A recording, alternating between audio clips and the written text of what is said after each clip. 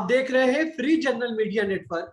मैं हूं अंसरुल बारी। 1 अरब 40 करोड़ वाले भारत देश में जिस तरह से चीजें हो रही हैं, जिस तरह की घटनाएं हो रही हैं, उसको लेकर के कई तरह के सवाल खड़े हो रहे हैं। ये बात हम इसलिए कह रहे हैं क्योंकि संविधान तमाम लोगों को अपने धर्म पर चलने की और उसको मानने की, उसको फैलाने की इजाजत देता है। लेकिन पिछले कुछ दिनों में, पिछले कुछ सालों में जिस तरह से देखा जाए, ये कहा जा सकता है कि लव जिहाद के नाम पर और फिर उसके बाद बड़े पैमाने पर बहुत सारे राज्यों में एक विवादित कानून लाया गया, जिसे जो है धर्म से जोड़ करके दिखाया गया और ये कहा गया कि जो इलीगल तरीके से धर्म परिवर्तन कराया जाता है उसको रोकने के लिए यह कानून लाया जा रहा है, क्योंकि उसमें लालच देकर और तरह तरह से जो है मिसयूज किया जाता है। इस वजह से इस तरह का कानून लाया जाता है, जिसको लेकर के कई तरह के सवाल खड़े होते रहे हैं और उस पर उंगलियां भी उठती रही हैं। लेकिन आज हम जिस मुद्दे को लेकर के बातचीत कर रहे हैं वो दरअसल ये है कि पिछले कुछ समय में अगर देखा जाए, साफ तौर पर यह नजर आता है कि एक विशेष समुदाय को बराबर टारगेट बनाया जा रहा है और इस जो विवादित धार्मिक कानून को लेकर के उसको टारगेट बनाया जा रहा है उसको। और पिछले कुछ दिनों में अगर ये भी देखें तो एक विशेष समुदाय से जुड़े हुए बड़े बड़े मुस्लिम धर्मगुरुओं की गिरफ्तारी होती है। जाहिर है उसको लेकर के समाज, खासतौर से जो न्यायप्रस्त लोग हैं, उनमें एक तरह की बेचैनी है कि आखिर उस देश में क्या हो रहा है कि जिसकी विशेषता यह है कि यहाँ पर तरह तरह के लोग रहते हैं, हर धर्म को मानने वाले लोग रहते हैं और उन्हें हर तरह की आजादी हासिल है। तो आज इसी चीज को हम जानने की कोशिश करेंगे कि वैध धर्मांतरण क्या होता है, अवैध धर्मांतरण क्या होता है, क्या संस्थाएं यानी जो सरकारें हैं वो जो है ये कहा जा सकता है कि सिस्टम का दुरुपयोग कर रही है, संविधान को सही तरीके से नहीं मान रही है, जिसकी वजह से इस तरह की स्थितियां पैदा हो रही हैं। हमारे साथ इस वक्त 3 खास मेहमान मौजूद हैं। हमारे साथ एडवोकेट अतहर आलम साहब हैं, सुप्रीम कोर्ट के वरिष्ठ अधिवक्ता हैं, उनका बहुत बहुत स्वागत करते हैं। हमारे साथ मौलाना अब्दुल हमीद नोमानी साहब हैं, मुस्लिम मजलिस मशावरत के सेक्रेटरी जनरल हैं, वो हमारे साथ हैं, उनका बहुत बहुत स्वागत करते हैं। साथ ही साथ हमारे साथ गोस्वामी सुशील जी महाराज साहब हैं, सर्वधर्म संसद के राष्ट्रीय कन्वीनर है, सरबराह है, वो हमारे साथ हैं, तो हम उनका भी बहुत बहुत स्वागत करते हैं। सबसे पहले स्वामी जी, हमें आप ही के पास आएंगे, आपसे चीजों को जानने और समझने की कोशिश करेंगे। जाहिर है कि आपके जहन में भी इस तरह के सवालात होते होंगे और जिस तरह की घटनाएं पिछले कुछ समय में देखने को बार बार मिल रही हैं, उसको लेकर के आप क्या सोच रहे हैं? देखिए, आपने जो कहा, ऐसा वातावरण कुछ समय से हमारे देश में उत्पन्न हो रहा है या किया जा रहा है, दोनों ही बात हो सकती है। इसमें आपसी भाईचारा जो हमारी संस्कृति भारत की रही है वो कहीं ना कहीं आहत हो रही है और ऊपर के लेवल पर जो हमें कहा जाता है, स्लोगन दिए जाते हैं और हम अक्सर उसका समर्थन करते हैं, सरकारों का समर्थन करते हैं। जब प्रधानमंत्री कहते हैं कि सबका साथ, सबका विकास, सबका विश्वास, तो हम कहते हैं सबको इंसाफ। कहीं ना कहीं धूमिल हो रहा है। भारत का संविधान जो इस देश को चलाता है, सर्वोच्च धर्म ग्रंथ मैं उसको मानता हूं। हमारे जो धर्म ग्रंथ हैं सबके अलग अलग हैं, उसके बावजूद भी हम आदि अनादि काल से, सदियों से इस भारत की धरती पर रहते हैं और भाइयों की तरह रहते हैं, एक दूसरे की संस्कृति का, एक दूसरे के धर्म का आदर सम्मान करते हैं। परंतु ये सत्य है कि कुछ समय से वातावरण दूषित हो रहा है और वो बढ़ रहा है, कम नहीं हो रहा। या तो हमारे देश के इंटेलेक्चुअल्स जो हैं वो कहीं कमजोर पड़ गए हैं, आप जैसे मीडिया कमजोर पड़ गए हैं, या यूं कहना चाहिए कि वह स्वतंत्र रूप से अपना कार्य पत्रकार नहीं कर पा रहे। बात जो है वो तक जा नहीं रही। जो नीचे हो रहा है वो मानवता और इंसानियत के बिल्कुल खिलाफ हो रहा है, जो हमारी संस्कृति नहीं है। बिल्कुल, मतलब जो भारतीय संस्कृति है उसके बिल्कुल खिलाफ हो रहा है। नोमानी साहब, अगर हम आपसे चीजों को समझना चाहें, जिस तरह की चीजें हो रही हैं, आप अगर अपने नजर से या आप अपने नुक्ता नजर से उस चीज को समझाना चाहेंगे तो उसे कैसे समझाएंगे? देखिए, असल मुद्दा जो है, एक धर्म जो है, धर्म को अगर आप जीवन में धारण करते हैं तो वो हिंदू मुस्लिम सिख ईसाई किसी के लिए समस्या नहीं है। लेकिन अगर आप धर्म को धंधा बनाते हैं और उसका धन प्राप्ति के लिए अगर इस तरह करते हैं या वैभव प्राप्ति के लिए अगर आप इस तरह करते हैं और उसका प्रयोग जो है, बल्कि प्रयोग ने कुप्रयोग आप कह सकते हैं कि राजनीति के लिए या सामाजिक आर्थिक वर्चस्व के लिए अगर आप करते हैं तो यहीं से जो वो समस्या पैदा होती है। देश में जो भी समस्या पैदा हो रही है, लोगों ने धर्म को धंधा बना लिया है, या धर्म के नाम पे, या जो महापुरुष जो हैं और जो प्रतीक हैं, राम कृष्ण बुद्ध महावीर, तो जो अगर वो प्रतीकों का या धर्म का या देश का, उसके नाम पे अगर आप कुछ कर रहे हैं आपने जो है निजी स्वार्थ प्राप्ति के लिए, तो यही जो वो समस्या खड़ी हो रही है। क्योंकि आदमी के पास जो है सकारात्मक आधार नहीं होता है आगे बढ़ने के लिए, तो वो जो है नकारात्मक आधार को समाज में लाके द्वेष और घृणा फैला के अपने आप को सामने लाने का, या जो है धर्म को धंधा के रूप में प्रयोग करके धन प्राप्ति के लिए और जो है वर्चस्व के लिए और भोग विलास के लिए अगर आदमी इन चीजों का प्रयोग करेगा तो वहीं जो है वो समस्या खड़ी होती है। जो लोग जो है राम के नाम पे जो है या सनातन संस्कृति या धर्म के नाम पे जिस तरह जो है सांप्रदायिक सौहार्द को बिगाड़ने का कुप्रयास कर रहे हैं, तो आप देखेंगे कि उनको धर्म से कोई लेना देना नहीं है और राम से कोई लेना देना नहीं है। राम पे आप जो है ऐतिहासिक और अनऐतिहासिक बहस जो है बहुत लोग करते हैं, लेकिन मेरे हिसाब से वो बहस जो है कोई ज्यादा जो है लाभदायक नहीं है, बल्कि जो आदर्श है और जो पात्र है वो देखना चाहिए कि वो पात्र जो है हमारे जीवन में जो है वो कहाँ तक जो है पहुंचता है और वो कहाँ तक प्रभाव करता है और कहाँ तक जो है हमारा सही मार्गदर्शन करता है। लेकिन अगर मैं आपसे नुमानी साहब, अगर मैं आपसे ये समझूं कि ये जो आपने बात कही कि जो लोग धर्म का मिसयूज कर रहे हैं, जाहिर है प्रॉब्लम वहीं पर आकर के पैदा होती है, तो ये तमाम की तमाम चीजें अगर देखा जाए तो कहीं ना कहीं राजनीतिक दल अपने स्वार्थ के लिए इस्तेमाल कर रहे हैं। वो जो संविधान में जो राइट्स हासिल हैं उसको एक तरह से इग्नोर कर रहे हैं।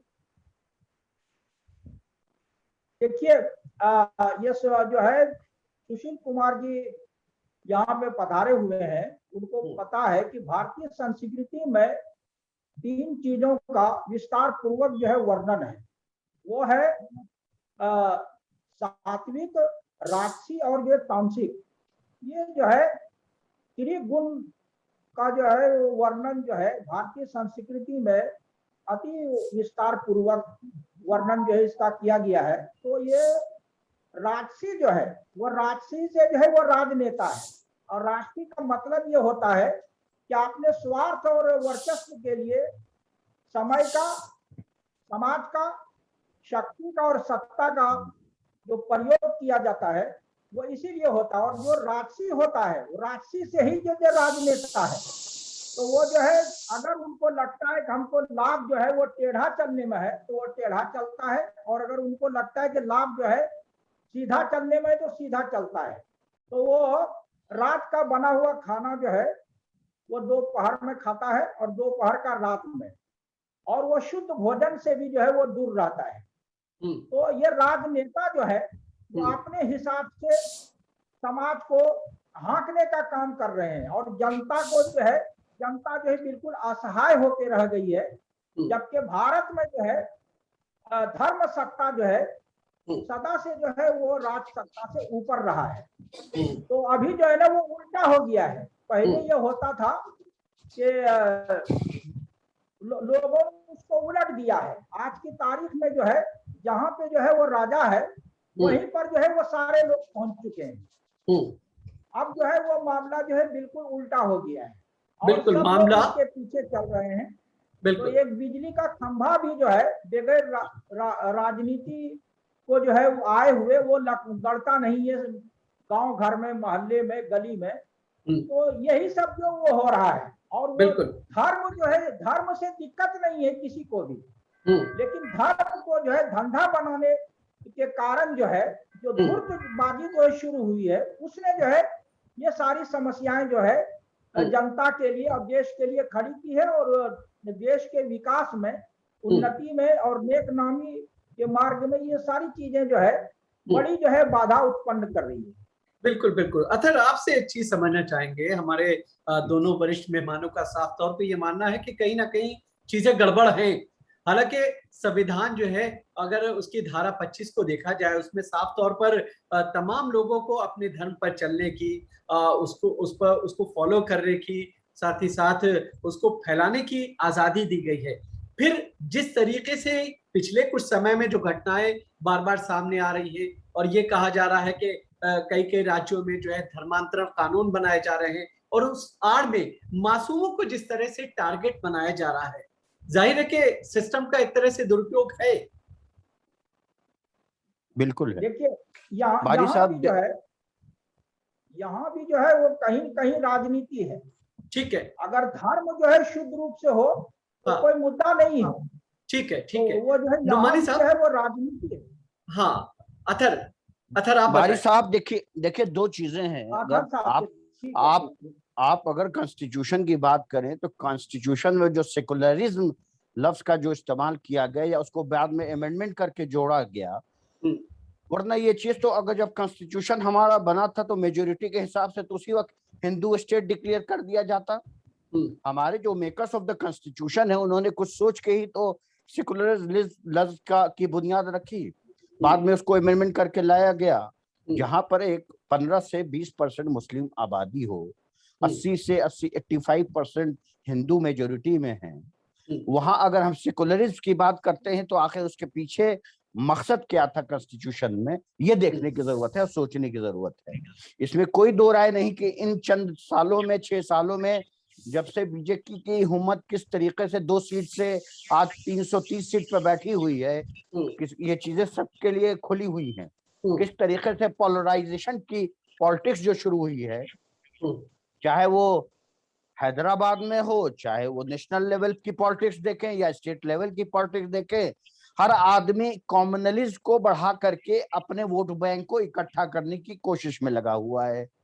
हमारे जो so called constitutional expert, supreme court के जजेस, हाई कोर्ट के जजेस, डिस्ट्रिक्ट लेवल के जजेस को मैं देखता हूं कि इत्तेफाक की बात है कि मुझे हर कोर्ट में जाने का मौका मिलता है और मैं इसलिए अफसोस करता हूं कि वो जहन जो पहले 10 साल पहले, 8 साल पहले, 6 साल पहले एक सेकुलरिज्म की बात करता था, आज उसका भी जहन बदल चुका है। हमारे कई दोस्त ऐसे हैं जब वो बात करते हैं पोलराइजेशन की, रिलीजियस की और मुसलमानों के बारे में तरह की बातें करते हैं, मैं समझता हूँ कोई कन्वर्जन, एंटी कन्वर्जन लॉ बना देने से क्या आप कन्वर्जन को रोक लेंगे?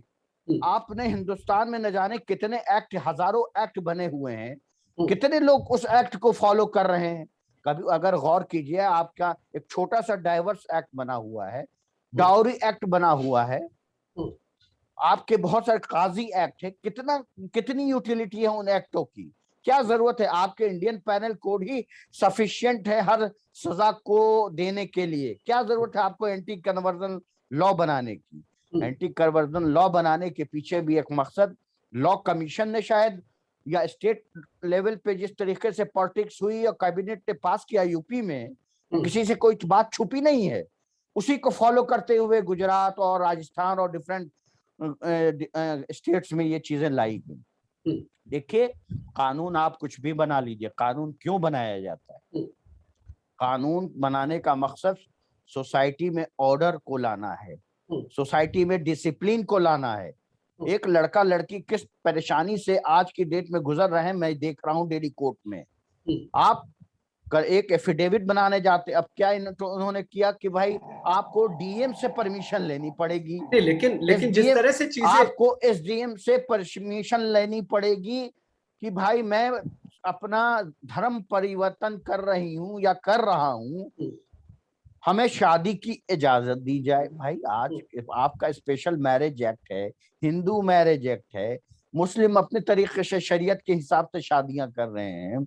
आप क्या समझते हैं, बड़े बड़े जो मुस्लिम इंटेलेक्चुअल्स हैं या डिफरेंट लोगों की शादियां हो रही हैं, आप कन्वर्जन बना करके, कानून बना के क्या उनको रोक लेंगे? मुझे नहीं लगता। तो जो एक धार्मिक आजादी की बात होती है, तो फिर वो तो कहने की बात मैं हो गई वही ना? तो बोल भाई बारी साहब, मैं वही तो कर रहा हूँ। फिर आप फ्रीडम ऑफ रिलीजन की बात क्यों करते हैं? आप एक रिलीजियस राइट की बात क्यों करते हैं? इसको खत्म कर दीजिए। आप अमेंडमेंट ले आइए कॉन्स्टिट्यूशन में, ला करके आप, मेजोरिटी आपके पास है, सरकार आपकी है, आपके नुमाइंदे हर जगह बैठे हुए हैं, लॉ कमीशन से लेकर के सुप्रीम कोर्ट तक बैठे हुए हैं। इनका तो मकसद ही है आपस में, जो हमारे स्वामी जी ने कहा या नोमानी साहब ने कहा, मैं बिल्कुल इत्तेफाक रहता हूं। इन्होंने सोसाइटी को डिवीजन करने का काम किया है और कर रहे हैं। मैं ये नहीं कहता हूं कि जो चीजें लाई जा रही हैं उस पर कितना वो ये सक्सेस हो जाएंगे, लेकिन अगर आप 5 साल के बाद उठा के देखिए तो हर कानून का मिसयूज हुआ है। बेगुनाह लोगों को उस कानून के तहत परेशान किया जाता है, नौजवानों की जिंदगी से खिलवाड़ होता है, बेगुनाहों को जेल के पीछे 2 साल, 1 साल, 5 साल के बाद जब वो रिहा होते हैं, एक्विटल होते हैं, आप देख लीजिए कितना आप 5 साल का, 2 साल का डाटा उठा के देख लीजिए, क्या कन्विक्शन रेट है? कन्विक्शन ही रेट नहीं, 10%, 20% कन्विक्शन रेट है। इन्वेस्टिगेशन जो है वो टेंटेड इन्वेस्टिगेशन है। मैं कहता हूं, मैंने जितने भी मैटर अभी कर रहा हूं या करता हूं, मेरी बहस जो कोर्ट के सामने होती है कि इन्वेस्टिगेशन से मुताल्लिक होती है, जो कंसर्न आईओ है होता है वो बिल्कुल बाइस्ड होता है। आप एविडेंस की बात करते हैं, गौतम साहब को अरेस्ट किया गया, आप देखिए कि किस तरीके से चीजों को इम्प्लांट किया गया। यहाँ सवाल सिर्फ गौतम साहब का या मौलाना कलीम साहब का या मुफ्ती जहांगीर कासमी साहब का या उनके साथ जो और लोग हैं, मसला उनका नहीं है, बल्कि यहाँ पर पूरे मुल्क को एक तरह से नुकसान, इससे चोट पहुंच रही है। देश का जो आपसी भाईचारा है उस पर कहीं ना कहीं चोट पहुंच रही है। हुजूर ये बताइए, देखिए बारी साहब, एटीएस फॉर्म कर दिया गया, एंटी फ्रॉड सेल। अरे भाई आप फ्रॉड की बात करो ना, आप इसमें कन्वर्जन में क्या फ्रॉड हो गया? ये तो एक आजादी है, रिलीजियस आजादी है। अगर आज मैं हिंदू होना चाहता हूं या मैं सिख होना चाहता हूं तो क्या आप रोक लीजिएगा कानून बना करके? अगर कोई लड़की मुसलमान धर्म को अपनाती है, शादी करती है, वो बोलती है मैं निकाह करना चाहती हूं, तो क्या आप रोक लीजिएगा? दोनों मेजोरिटी है, आप माइनॉरिटी, आप मेजोरिटी की बात करते हैं। अगर कोई आदमी बालिग हो गया, उसके पूरे इख्तियार है, कॉन्स्टिट्यूशनल राइट है कि वो अपने धर्म के हिसाब से, जो हिंदुस्तान का आइन है उसकी कॉन्स्टिट्यूशन के हिसाब से वो अपने शादी करे, फ्रीडम है, उसको आजादी है अपनी जिंदगी का फैसला लेने के लिए, वो आजाद है अपनी जिंदगी का फैसला लेने के लिए। आप उसे जबरदस्ती नहीं कर सकते। अभी एक साहब 15 दिन पहले आए, एक हिंदू थे, एक मुसलमान थे, उन्होंने कहा सर मुझे शादी करना रही, लड़की ने कन्वर्ट कर दिया है, कनीज नाम रख लिया है अपना, पहले कुछ और नाम था, उसका एफिडेविट मैंने देखा, सबको देखा, लेकिन अब घर वाले बहुत डराए हुए हैं कि तुमको घर से निकाल देंगे, मार देंगे, पीट देंगे, ये बहुत। हमने बोला देखो भाई, अब तो सवाल ये है कि कानून, अब जा करके उस चीज के लिए हमें हाई कोर्ट से डायरेक्शन लेना पड़ता है, रिट में जाना पड़ता है, कोर्ट का काम तो बढ़ गया, कोर्ट के ऊपर तो राइट, बिल्कुल कोर्ट पे भी एक तरह से बोझ बढ़ता है। जी हाँ, बिल्कुल कोर्ट पे भी एक तरह का बोझ बढ़ रहा है। गोस्वामी जी, जिस तरह की स्थितियां बन रही हैं, जाहिर है कि ये जो एक खूबसूरत सा सपना देश को आगे ले जाने का हम सब देखते हैं, आपस में भाईचारा, प्यार, मेल मिलाप की जो बातें होती हैं, कहीं ना कहीं इस तरह की जो घटनाएं होती हैं, चाहे वो राजनीतिक फायदे के लिए हो, चूंकि बात राजनीतिक फायदे की इसलिए हम कर रहे हैं, उत्तर प्रदेश में विधानसभा चुनाव है और उससे पहले ही इन चीजों में बड़ी तेजी के साथ बढ़ोतरी हुई है। देखिए, राजनीति और किसी पर्टिकुलर दल की राजनीति स्थायी नहीं होती है, अस्थायी होती है।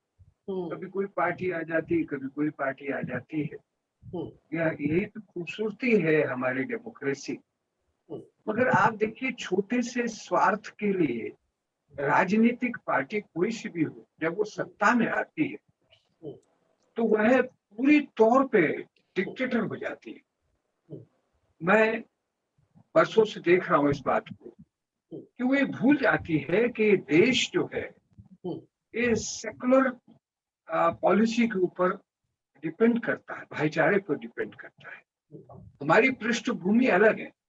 आपने ठीक फरमाया कि जब पार्टीशन हुआ था उसी वक्त अगर इसको हिंदू राष्ट्र कह दिया जाता तो कोई बाध्यता नहीं थी। बिल्कुल। अंग्रेज ने पूछा कि संख्या और धर्म के आधार पर बंटवारा होगा, तो संख्या किसकी कितनी है उसके अनुपात में उसको जगह दे दी गई। तो उस वक्त जैन है, बौद्ध है, हमारे दलित हैं, हमारे सिख भाई हैं, ये सब हिंदू कम्युनिटी के साथ हैं। और मुस्लिम कम्युनिटी के भी सभी लोग एक मत नहीं थे कि पाकिस्तान हो, बांग्लादेश हो या इस देश के टुकड़े हो। ये उस वक्त एक जो राजनीति थी, जो राज्य कर रहा था, ये उसकी पॉलिसी थी। ये तो शुक्र है कि अंग्रेज चाहता तो इसको 4 हिस्सों में बांटना चाहता था और 4 हिस्से होने में कोई कसर भी नहीं रह गई थी। हमारी थोड़ी सी उम्र है, हमने सुना और देखा भी है थोड़ा सा कि हिंदुस्तान, पाकिस्तान, खालिस्तान और छूतिस्तान, ये अंग्रेज का एजेंडा था। जो रूल करता है रूलर, उसको जो सूट करता है वह करता है। डिवाइड एंड रूल, ये अंग्रेज की पॉलिसी थी। और उस वक्त गांधी जी बात ने सबको प्रभावित किया। सिर्फ जिन्ना साहब उस पर सहमत नहीं हुए, उन्होंने कहा कि नहीं, पाकिस्तान लेकर रहेंगे, परंतु वो भी गांधी जी के साथ थे। लेकिन गोस्वामी जी, ठीक है, ये बातें एक हकीकत है और जाहिर है कि इसको जो है नकारा नहीं जा सकता, ठीक है ना। मगर लेकिन उस वक्त भी सब जमायत जो आज भी हमारे साथ हैं, अगर वो ना होती तो हिंदुस्तान का नक्शा इतना बड़ा नहीं होता, बिल्कुल छोटा होता। आज हम जिस राष्ट्र की बात करते हैं या करना चाहते हैं, बहुत अच्छी बात है, मगर क्या अछूत उसमें दलित वर्ग जो है, जिसको हम कहते हैं, वो साथ रहना पसंद करेगा? नहीं। आज सिख भी अलग अपनी आइडेंटिटी बना के रहता है, अलग कल्चर है उसकी, अलग धर्म है उसका। इसमें कोई दो राय की बात नहीं कि अभी 300-350 साल पहले ही हिंदू धर्म से निकला हुआ धर्म सिख धर्म है, परंतु वह भी अपने आप को अलग कहते, उन्होंने अपनी अलग आइडेंटिटी बना दी, उनके अलग इबादत गाह है। तो ये बहुत बड़ा प्रश्न है, राजनीतिक पार्टियों को सोचना पड़ेगा कि अगर हम निजी स्वार्थ के लिए अगर हम राजनीति करेंगे तो इस देश का क्या होगा। बिल्कुल, इस देश का क्या होगा।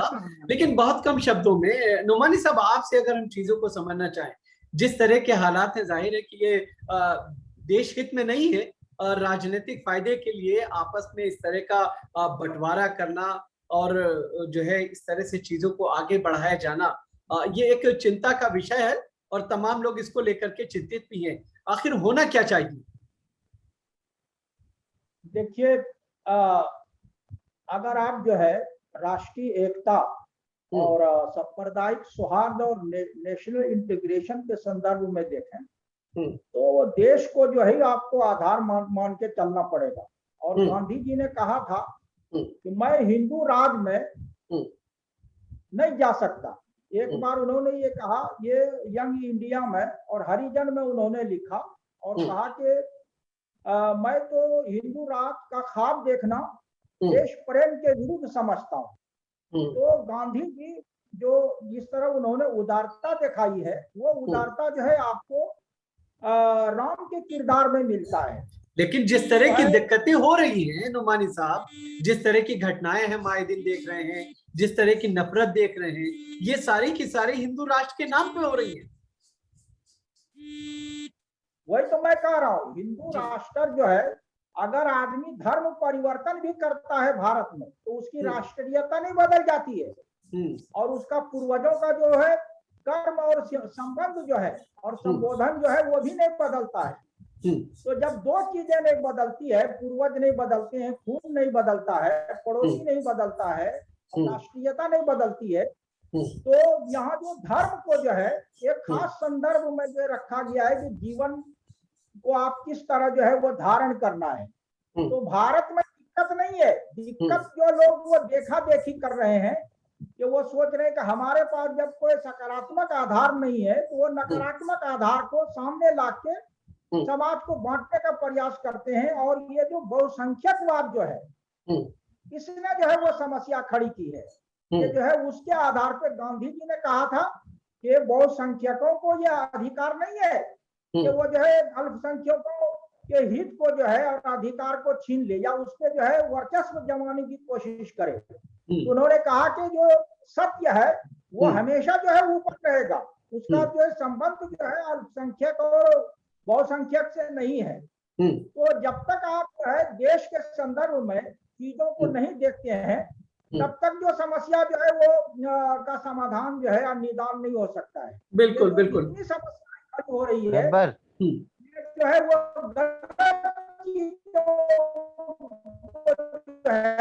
वो धर्म से जोड़ के या धर्म का गलत जो है कमाने का खाने का जो संसाधन और वर्चस्व का जो संसाधन बना लिया गया है उसी से जो है वो समस्या खड़ी हो रही है जो है। वरना भारत में जो है एक धर्म को और स्वेच्छा से किसी भी विचार को मानना यह शुरू से यह बात रही है। जब आली ऋषि ने जब राम से ये कहा था कि आप क्या जो है ये बात जो करते हैं लोक परलोक की, यहाँ तो आदमी खाए पिए ऐश करे, तो राम ने कहा कि आप जो कह रहे हैं हम आपकी आजादी को मानते हैं लेकिन आप अपने हिसाब से पूरे समाज को नहीं चला सकते हैं। तो ये जिस तरह उन्होंने जो अपने भाई लक्ष्मण से कहा था राम ने कि देखो अब रावण जो है मरने वाला है क्योंकि ये विद्वान आदमी था, तो इसको तुम जाओ जो है उससे जो है ज्ञान प्राप्त कर लो। तो ये जो उदारता जो है जब तक लोगों में नहीं आएगी, भारत की परंपरा और इतिहास और जो है इसकी जो संस्कृति के संदर्भ में, तब तक जो वो बात नहीं बनेगी। यहाँ की संस्कृति परंपरा और यहाँ के पात्र को जो है कुछ लोग जो है वो पापी बन के जो है बदलने का जो प्रयास कर रहे हैं, और ये जो वो सबसे ज्यादा नुकसानदेह है, ये जो है माहौल को खराब कर रहे हैं। बिल्कुल। अथर आपसे बहुत कम शब्दों में पाप को बढ़ाने का काम किया है। ठीक है अथर, आपसे बहुत कम शब्दों में जानना चाहेंगे कि जिस तरह की स्थिति बनी हुई है, जाहिर है कि सभी चिंतित हैं और इस चीज को किस तरह से बेहतर किया जाए, समाज में एक मेल मिलाप का माहौल बन सके, आप उसे किस तरह से देखेंगे? भाई इसमें तो एक कॉमन आदमी को भी आना पड़ेगा आगे, जनरल पब्लिक को साथ लेना पड़ेगा। आप रिलीजियस लीडर्स का बहुत अहम रोल है इसमें, और बाकी कोर्ट देखिए, कोर्ट बहुत ज्यादा आज की डेट में जिस तरीके से जिस प्लानिंग के साथ कोर्ट का सेफरनाइजेशन हो रहा है, सुप्रीम कोर्ट, हाई कोर्ट, जितने जजेस बहाल हो रहे हैं, अभी 9 जजेस सुप्रीम कोर्ट में एलिवेट हुए। आप उनकी हिस्ट्री देखिए, 9 जजेस जो हैं किस बैकग्राउंड से आए हैं, उनकी सोच क्या है, उनकी मेंटल होराइजन क्या है। आप कभी ये एक्सपेक्ट नहीं कर सकते। कभी देखिए अभी 6 सालों में जो हालात बदले, मैं ये नहीं कह रहा हूँ कि मोदी गवर्नमेंट ने बहुत ये कर दिया, जजेस का एलिवेशन भी हुआ है, जजेस भी बन रहे हैं, मेडिएटर भी बन रहे हैं, पैनल में भी मुस्लिम आ रहे हैं, मगर जिस तरीके से जो पोलराइजेशन, जो एटीट्यूड, जिस तरीके से हर जगह गवर्नर के जरिए, सीएम के जरिए या आपके एक इम्पोर्टेंट पोजीशंस पे जो सेफ्रोनाइजेशन हो रहा है, एजुकेशनल इंस्टीट्यूशन में जिस तरीके से लोगों, बच्चों के जहन को जहर बनाया जा रहा है, वो हिंदुस्तान के मुस्तकबिल के लिए सही नहीं है। बिल्कुल वो बहुत डैमेज करेगा। स्वामी जी, गोस्वामी जी, आपसे बहुत कम शब्दों में जानना चाहेंगे, जिस तरह की बात जो है अथर साहब ने कही कि जिस तरह का सफनाइजेशन है, हालांकि सफरन जो एक कलर है उसको लोग बड़ी इज्जत से इस मुल्क में देखते हैं, उसको इस तरह से बदनाम किया जाना या उसकी आड़ में इस तरह की राजनीति करना जाहिर है देश हित में नहीं है। बहुत कम शब्दों में आप बताएं। सबसे बड़ी बात इस वक्त विचार करने की ये है कि जो हम हाई लेवल पर पॉलिसी बनाते हैं वो नीचे तक इम्प्लीमेंट नहीं, जब तक हम उसको नीचे तक इम्प्लीमेंट नहीं करेंगे। अब उसमें कल भी एक डिबेट में बैठा था, कुछ मसले ईसाइयों के मसले थे, उनके साथ जाती हुई, उसमें भी मैंने कहा कि हम कहीं कहीं किसी संगठन का नाम ले रहे हैं, ये पर्टिकुलर संगठन ऐसा कर। हमने उनसे कहा कि अगर ऐसा आपको प्रतीत होता है किसी गांव में या कस्बे पे होता है तो थोड़े लोग होते हैं, पता लग जाता है कि किस पार्टी का है, किस विचारधारा का है, वो हमारे सामने लाइए कि अगर वो किसी विचारधारा का है, आप जानते हैं कि किसी पार्टी के साथ जुड़ा है और वो गलत काम कर रहा है, वो हमारी नॉलेज में लाइए, नोटिस में लाइए, तो हम ये उन धर्मगुरुओं से जाके पूछें जो ये कह रहे हैं। अभी बहुत बड़ी मीटिंग में मोहन भागवत जी ने कहा, मुस्लिम कम्युनिटी को एड्रेस किया, उन्होंने बहुत सारी अच्छी बातें की, तो हम उनको ये जाके कहें कि जो आप कह रहे हैं उस पर हमें कोई शुबा नहीं है, परंतु जो नीचे हो रहा है वह ठीक नहीं हो रहा है। बिल्कुल, जो नीचे हो रहा है वो बिल्कुल ठीक नहीं हो रहा है। बहुत माफी के साथ, भाईचारा रहेगा नहीं। बिल्कुल, बहुत माफी के साथ, चूंकि समय की एक बाध्यता होती है भाईचारे को बढ़ाने के लिए, जैसा कि जो है साफ तौर पे गोस्वामी जी ने कहा कि नीचे तक वो चीजें पहुंचे ताकि उनको उसका फायदा मिले। साथ ही साथ जो नोमानी साहब ने कहा कि धर्म को कभी कमाने और खाने का जरिया नहीं बनाया जाना चाहिए, उसकी वजह से भी परेशानियां पैदा होती हैं। तो जाहिर है कि हमें इन तमाम चीजों को समझना है, तभी हम देश को बेहतर बना सकेंगे और लोगों में प्यार और मोहब्बत को बढ़ावा मिल सकेगा।